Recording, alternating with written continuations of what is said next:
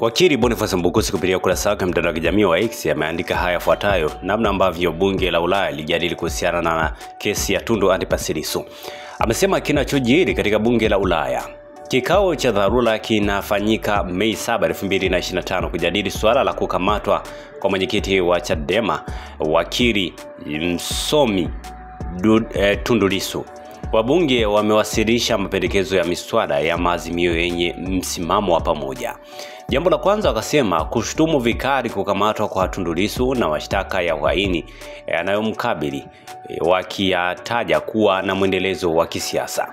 Jambo la pili ni kudai kuachiwa kwake mara moja bila masharti na kufutwa kwa mashtaka hayo. Jambo la tatu kuhimiza serikali ya Tanzania kuheshimu haki za binadamu, uhuru wa kujieleza na kuhakikisha ushiriki wa vyama vya upinzani katika uchaguzi wa Oktoba 2025.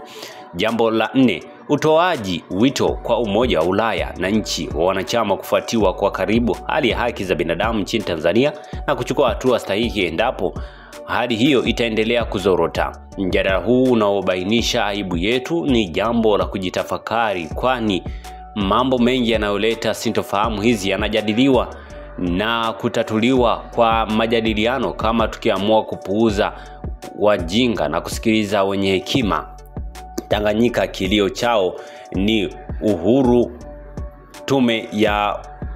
tume huru ya uchaguzi. Jambo la pili ni hifadhi na ulinzi wa maisha yao. Jambo la tatu, hamu ya serikali tatu ili kupata serikali yao ya Tanganyika. 4, hamu ya bunge lao la Tanganyika litakalojadili mambo yasiyo ya muungano.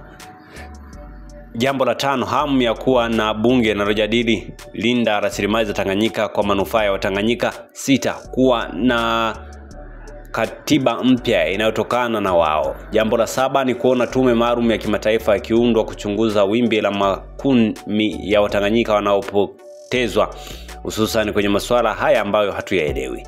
Mwisho tunamtaka Mdude Nyangali akiwa mzima wa afya tele. Kwa hicho ndicho ambacho alikuwa amekizungumza wakili Boniface Mbukusi. Asante kwa kuifuatilia Baharia TV. Usisahau kulike, kusubscribe, kucomment na kushare.